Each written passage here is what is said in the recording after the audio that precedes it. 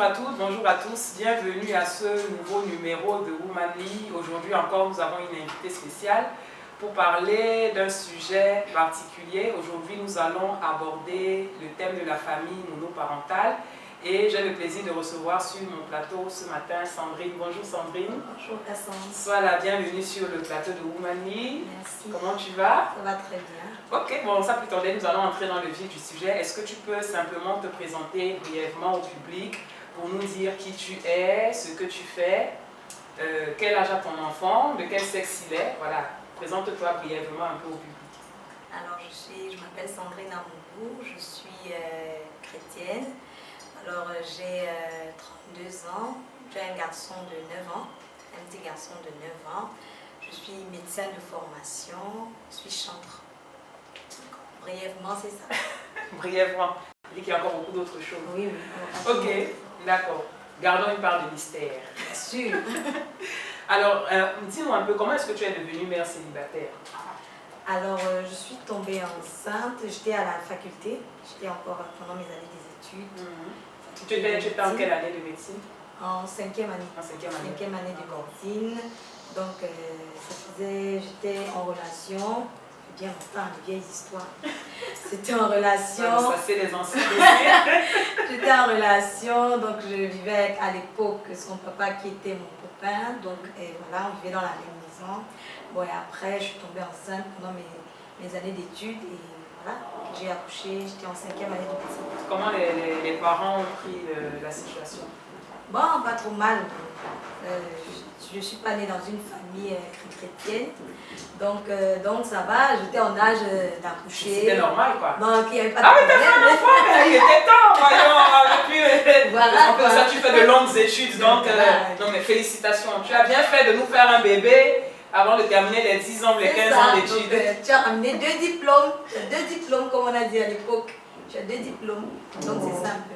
Ok, et je suppose que à l'époque, la relation, elle était partie pour durer. Ça devait être une relation sérieuse. Oui. Si vous habitiez la même maison, si vous en êtes arrivé à faire un enfant, je suppose que c'était, comme on dit habituellement, relation sérieuse, durable, pouvant aboutir au mariage.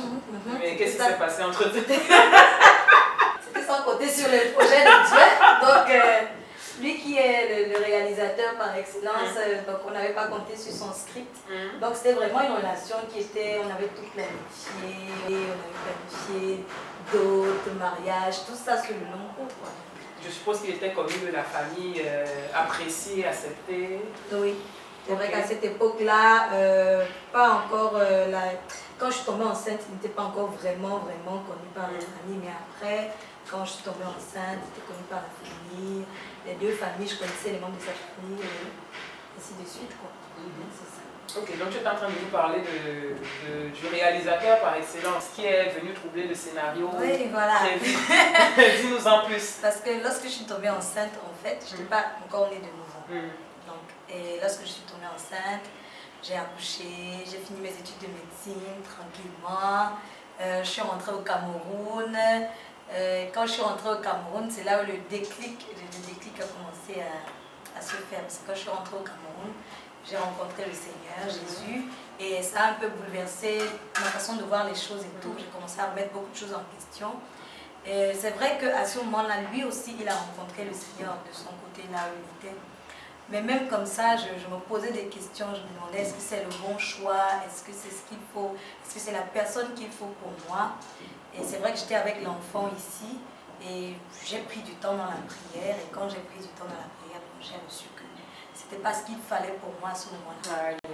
Oh, Jésus, toi aussi. Donc, voilà quoi.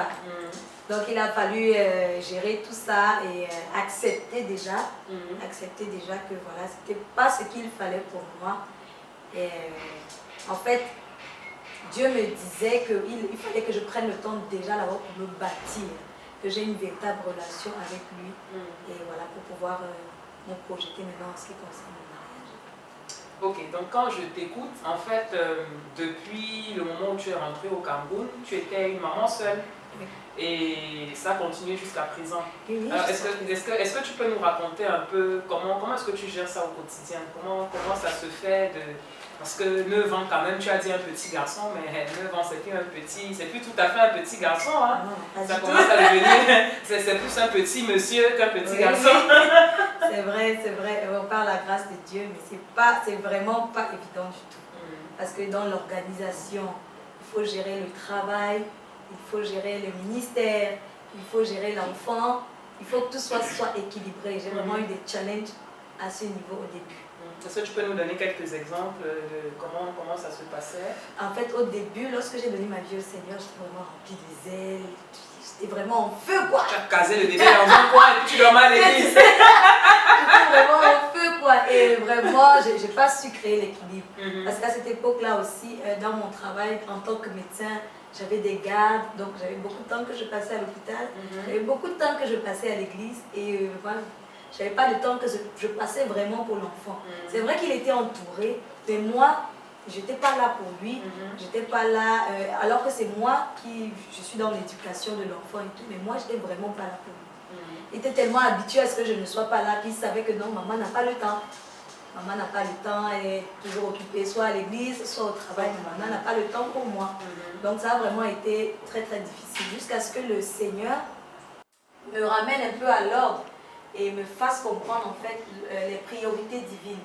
Les priorités divines. C'est vrai qu'il faut servir Dieu, mais quand je m'occupe de l'enfant, quand je lui donne l'éducation, je suis là pour lui. C'est un service aussi que je suis en train de faire pour lui. Donc c'est un peu comme ça que le Saint-Esprit m'a aidé à gérer au fur et à mesure. D'accord, et financièrement ça se passait comment? Parce que c'est quand même le nerf de la guerre, quoi. C'est quand même l'un des aspects les plus importants. Il faut le soigner, le nourrir, l'éduquer, l'envoyer à l'école, lui faire plaisir et tout ça. Est-ce qu'avec ton salaire de médecin, tu t'en sortais? Est-ce que le papa continuait de participer, bien que vous ne soyez plus ensemble? Comment ça se passait? Par la grâce de Dieu, en ce qui concerne les finances, bon, je me suis entendue avec le papa de l'enfant, donc chaque mois, jusqu'à présent déjà, je le fais. Il y a une somme qui m'envoie pour ses besoins mensuels, quoi. Maintenant, en ce qui concerne les maladies, tout ça, bon, je suis là, je gère ça. Dieu a fait grâce. Ah, il est intelligent ce papa. Papa, maman, médecin. Voilà, c'est l'avantage. Et en plus de ça, en ce qui concerne la scolarité, la pension à la scolarité, chaque année, c'est lui qui fait. Voilà, donc les fournitures et tous les autres besoins au cours de l'année, je gère ça. Donc on s'est un peu... J'ai entendu de partager les charges concernant l'enfant. Ok, et pour aller un peu plus en profondeur, tu parlais tout à l'heure du temps qu'il faut consacrer à l'éducation de l'enfant, trouver l'équilibre entre la vie professionnelle, le ministère et puis du temps à consacrer à l'enfant. C'est quoi la particularité de l'éducation d'un petit garçon? Je veux dire, pendant que ton fils grandissait, qu'est-ce qu'il présentait comme besoin et comment est-ce que tu faisais pour les satisfaire en étant tout seul? Au fur et à mesure que l'enfant grandit, surtout un garçon, il a vraiment besoin d'un modèle masculin qui va lui donner des repères. Parce que moi, je ne peux pas lui donner ça. Je vais lui donner des repères. Ça a vraiment été difficile jusqu'à présent. Dieu a fait grâce jusqu'à présent. Mais il discute avec son papa. C'est vrai qu'ils sont en contact. Mais il y a toujours quelque chose que je ne peux pas combler.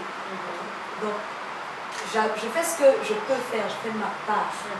Oui, en étant beaucoup plus disciplinée, beaucoup plus ferme, parce qu'à un moment, l'autorité avec les garçons, c'est vraiment pas évident. Voilà, c'est vraiment pas évident. Sinon, après, l'enfant va faire n'importe quoi, il va pas t'écouter parce que bon, voilà, c'est la maman, quoi. Elle est toujours là pour cajoler. Tu es censée être la douce, la gentille. Donc là, il a fallu que je ne sois pas seulement celle qui cajole, mais que lorsqu'il faut corriger, je corrige.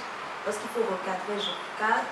Lorsqu'il faut adoucir, j'adoucis. Donc c'est vraiment un mélange de tout ça. De tout ça. Donc, disons que tu joues la plupart du temps, le rôle du papa et de la maman, du papa entre guillemets, parce que voilà, tu ne peux pas le remplacer, mais comme c'est toi qui es là, présent physiquement, c'est ce que tu essaies de faire. Voilà.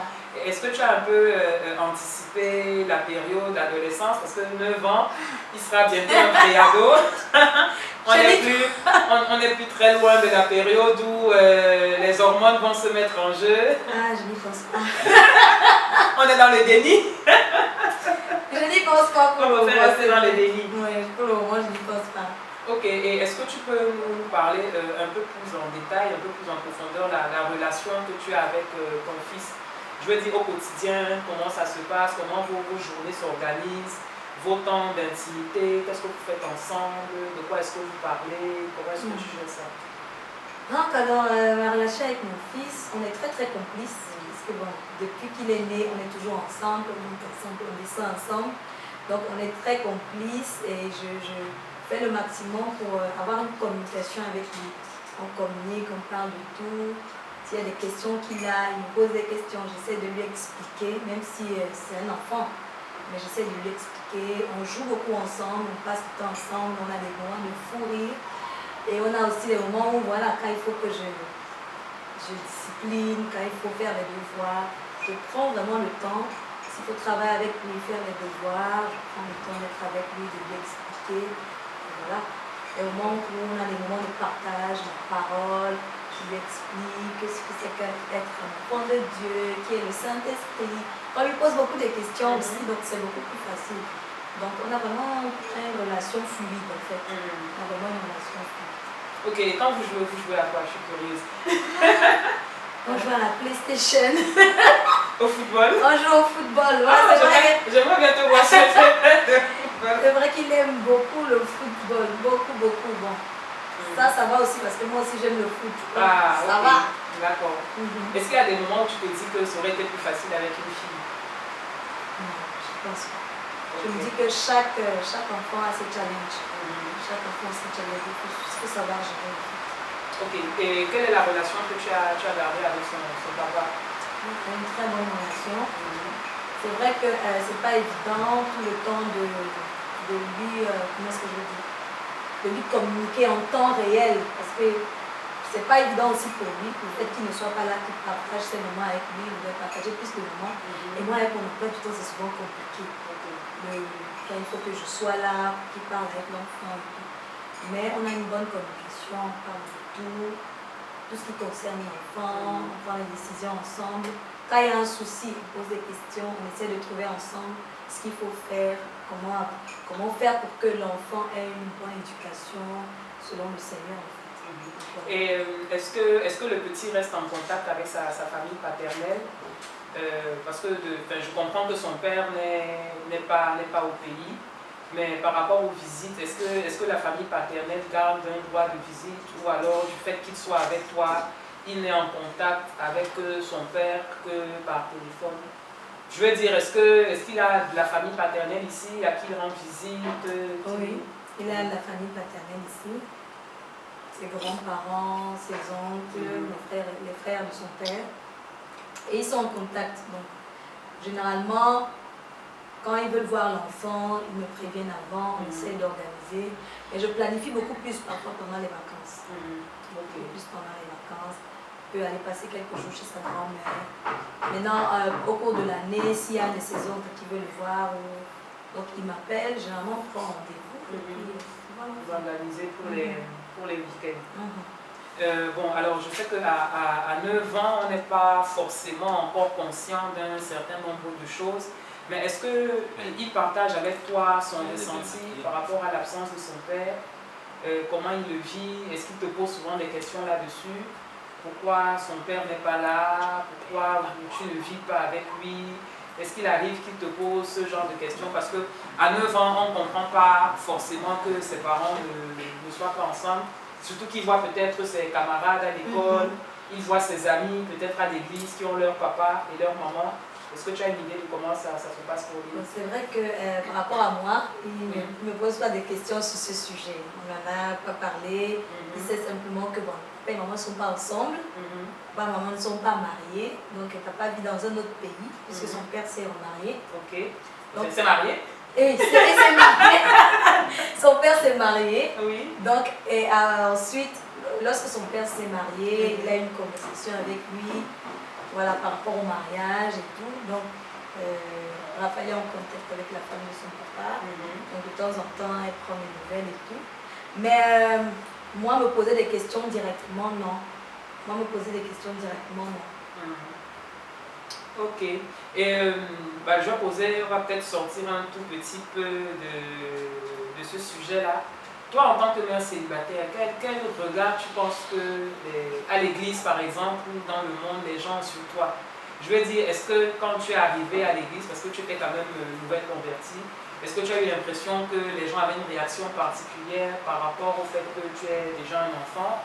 Ou c'est passé inaperçu, c'était naturel et puis bon, ça n'a eu aucun inconvénient sur ton intégration à l'église et sur ta vie par rapport au ministère? Moi, j'ai été très bien intégrée. Je n'ai pas senti qu'il y avait des préjugés, je ne me suis pas sentie mise à part, non. Je me suis sentie, j'étais comme tout le monde, quoi. Okay. J'étais comme tout le monde, peut-être juste moi de mon côté, comment est-ce qu'il faut que je manage mon emploi du temps, mais sinon, je n'ai pas eu le problème de ce côté-là. Par contre, je ne sais pas si je te dévance. Défonce-moi, sans toi libre. De toute façon, peut-être que j'allais y arriver, mais défonce-moi.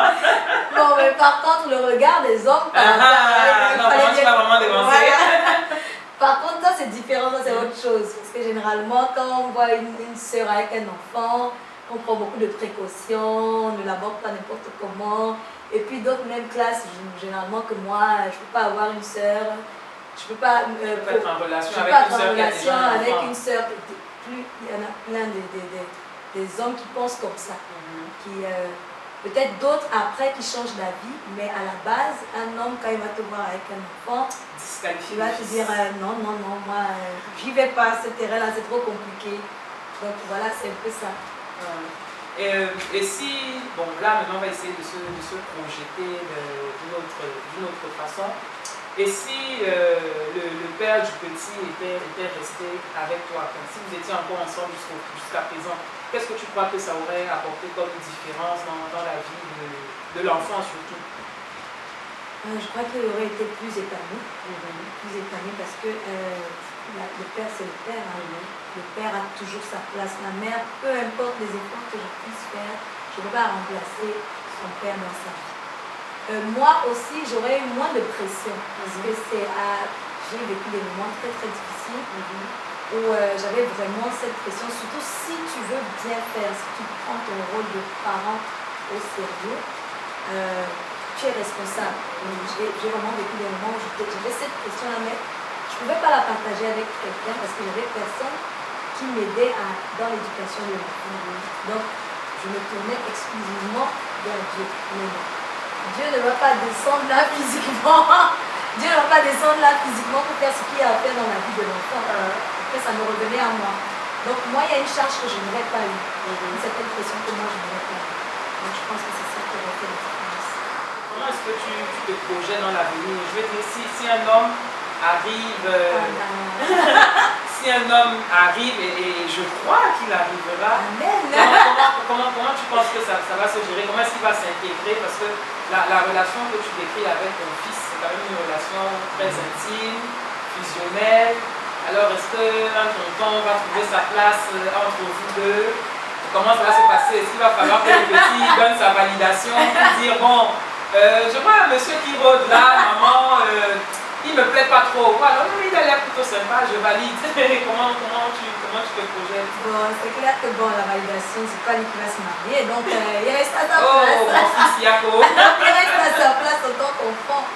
Mais il est important que lui, il se sente bien aussi, parce que on a une relation vraiment fusionnelle. Donc, déjà, même toutes les personnes qui rôdaient, il observe.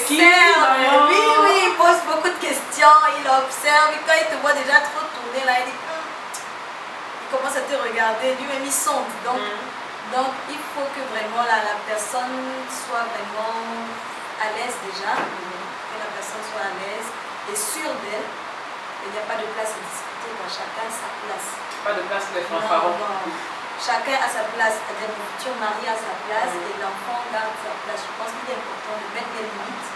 Donc si je vois aussi que lui, l'enfant, il peut traverser cette route-là, je le regarde et je lui dis non, c'est pas comme ça. Et puis, je laisse aussi l'occasion à la nouvelle personne, si c'est une personne qui est... Parce que je ne vais pas présenter le petit qui a mon enfant, non. Si c'est concret, c'est du concret, oui. Donc je vais laisser aussi cette personne avoir une relation avec lui. Je pense que c'est ça. Ok, et aujourd'hui tu dirais quoi à une mère célibataire qui est un peu perdue dans son rôle, qui n'arrive pas à s'en sortir entre ses différentes occupations et l'éducation de l'enfant, parce que ce n'est pas toujours évident. Toi, tu as eu la grâce de garder à tes côtés, si je peux m'exprimer ainsi, le père de l'enfant, mais beaucoup de nos sœurs, quand je dis nos sœurs, pas seulement à l'église, beaucoup de nos jeunes filles se retrouvent enceintes ou se retrouvent mères toutes seules sans que le monsieur soit resté à côté d'elles pour l'aider à gérer l'enfant. Est-ce que tu peux leur donner un conseil, leur donner des astuces? Qu'est-ce qu'il faut faire pour ne pas sombrer dans la dépression, le désespoir? Comment trouver l'équilibre entre les différents domaines de sa vie sans délaisser l'enfant? Alors, ce que j'aimerais dire à une sœur qui a une enfant déjà, c'est vraiment de se tourner vers le Seigneur. Moi, ce qui m'a permis de garder le cap, ce qui m'a permis d'arriver là où je suis, même si ce n'est pas parfait, c'est vraiment Jésus. Donc, le Saint-Esprit m'a coaché, si je peux dire ça comme ça. Le Saint-Esprit m'a vraiment coaché. Et c'est difficile, mais ce n'est pas impossible. C'est difficile, ce n'est pas impossible. Donc, il ne faut pas se décourager, il ne faut pas abandonner. À chaque étape, en fait, il faut demander à Dieu, c'est quoi l'astuce, qu'est-ce que je fais maintenant, comment, en fait, Dieu nous parle sur tout. Dieu nous parle sur tout. Et à un moment, il m'a dit, le Seigneur m'a dit, tu n'aimes pas cet enfant plus que moi. Donc, Dieu qui est celui qui nous donne les enfants, nous ne sommes que des garants, nous ne sommes que des gestionnaires. Donc, il va nous donner des stratégies, il va te donner des stratégies pour que tu puisses éduquer cet enfant et que cet enfant soit épanoui. Et que pour lui, cette situation peut-être qu'il traverse, là, ce sera un témoignage qui va permettre de bâtir la femme ou l'homme que cet enfant deviendra. Donc, c'est le conseil que je pourrais donner à une sœur qui a un enfant et qui éduque seule son enfant. Il est celui qui pourvoit pour les finances, il est celui qui pourvoit pour l'équilibre émotionnel de l'enfant. Donc, il ne faut pas se détacher du Seigneur, il faut vraiment garder les yeux fixés sur le Seigneur. Amen. Et de dire qu'être mère célibataire ne veut pas dire qu'on va rester célibataire, qu'on va rester célibataire toute sa vie. Ne pas penser que l'enfant sera un frein au mariage. On a connu plusieurs situations de nos sœurs qui ont caché l'enfant. Moi, je connais une sœur qui a caché l'enfant, même après les fiançailles. Son futur mari ne savait pas qu'elle avait un enfant. Et c'est à quelques jours du mariage que ça lui a été révélé. Non pas qu'il était contre le fait qu'elle ait un enfant, mais le choc venait surtout du fait qu'ils sont restés en relation pratiquement 2 ans avant de se marier et qu'ils pensaient tout savoir de la fille. Et finalement, ils se rendent compte que elle avait une petite fille qui avait, je pense, 4 ou 5 ans à l'époque. Donc, c'était vraiment violent comme découverte. Donc, voilà, cet après-midi, nous parlions de la mère célibataire pour dire que c'est un challenge que beaucoup de nos sœurs rencontrent dans l'église, mais ce n'est pas une fatalité. Vraiment, tout ce que Dieu permet qu'il arrive dans nos vies est bon.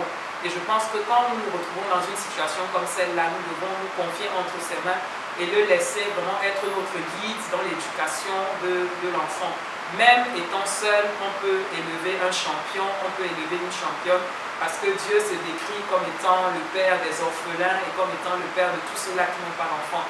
Donc ma soeur, je veux t'encourager à tenir bon et à continuer à faire tout ce que tu fais pour que ton enfant reçoive la meilleure éducation et pour que toi, tu restes un modèle pour lui.